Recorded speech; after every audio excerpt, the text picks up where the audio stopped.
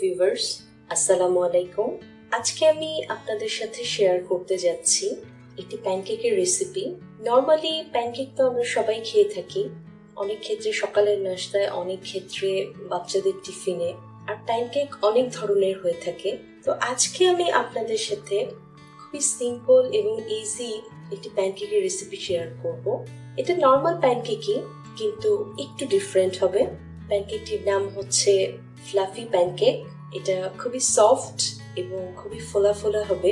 প্রথমেই লাগছে ডিম 2টো, ময়দা 5 টেবিল স্পুন, চিনি 4 table spoon, baking powder half teaspoon, দুধ 3 টেবিল স্পুন, ভ্যানিলা এসেন্স লাগবে খুবই সামান্য, তেল লাগবে 3 টেবিল স্পুন। তাহলে চলুন এখন প্যানকেকের রেসিপি বানানো শুরু করা যাক। এখানে আমি 2টো মিক্সিং বোল নিয়েছি। এখন ডিমের সাদা অংশ এবং কুসুমটাকে একটু আলাদা করে নিচ্ছি।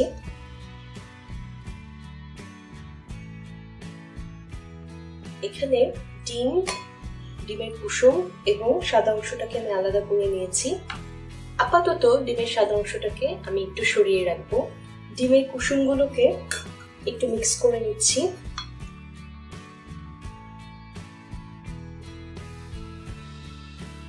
এখন এটার সাথে 1 টেবিল স্পুন চিনি দিয়ে দিব।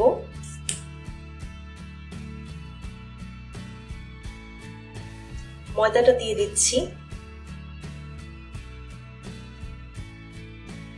তেল দিয়ে দিব 3 টেবিল স্পুনের মতো, যার সাথে এখন হাফ টিস্পুন বেকিং সোডা দিয়ে দিয়েছি।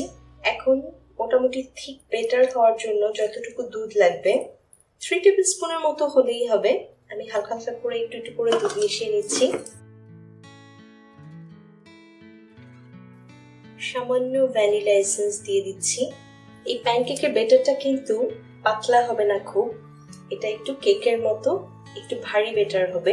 এখন আমি এই বেটারটাকে 4-5 মিনিটের জন্য একটু রেস্টে রাখবো, কারণ এই ফাঁকে আমার ডিমের সাদা অংশটাকে ফোম করে নিতে হবে। ডিমের সাদা অংশটাকে আমি যে আলাদা করে রেখেছিলাম, এখন সেটাকে একটু ফোম করে নিব এরকম একটা ইলেকট্রিক বিটারের সাহায্যে। আপনাদের কাছে যদি ইলেকট্রিক বিটার না থাকে, সেক্ষেত্রে নর্মাল যে হ্যান্ড বিটারটা পাওয়া যায় সেটা দিয়েও আপনারা এই ফোমটা তৈরি করে নিতে পারেন। 3 থেকে 4 মিনিটের মতো আমি এটাকে বিট করে নিচ্ছি।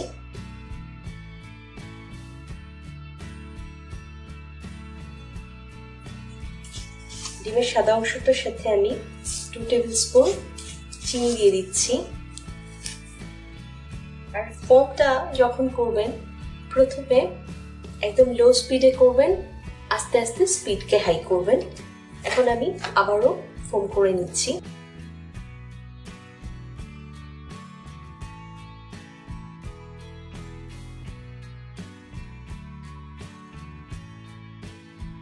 একটা জিনিস এই ফোম করার জন্য সবসময় খেয়াল করবেন, সেটা কেকের জন্য হোক কিংবা প্যানকেক যাই তৈরি করেন আপনি, অবশ্যই সেটা লাস্টে ফোমটা করে নেবেন।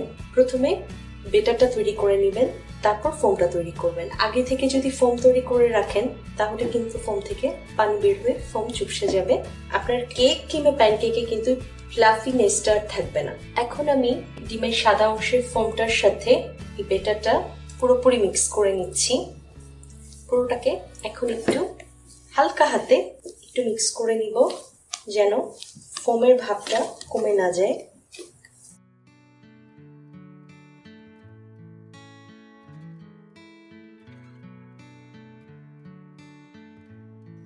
এখন একটি প্যান আমি গরম হতে দিয়েছি, আগেই হালকা তেল দিয়ে নিচ্ছি। এই টাইমটাতে চুলাটা একদম লো করে রাখবেন, না হলে কিন্তু প্যানকেকটা পুড়ে যাওয়ার চান্স থাকবে। বেটারটা দিয়ে দিচ্ছি।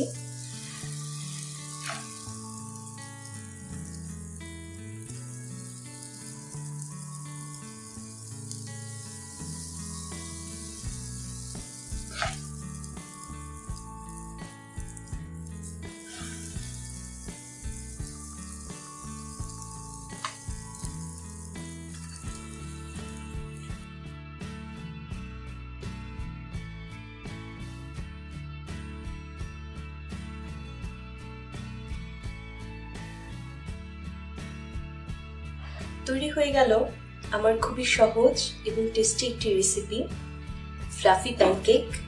দেখুন এটা কতখানি নরম হয়েছে, আমি একটু ছিঁড়ে দেখাই। একদম খুবই তুলতুলে এবং যতটা সম্ভব ততটাই সফট। এই প্যানকেকটা বানাতে খুবই অল্প সময় লাগে এবং খেতে অসাধারণ।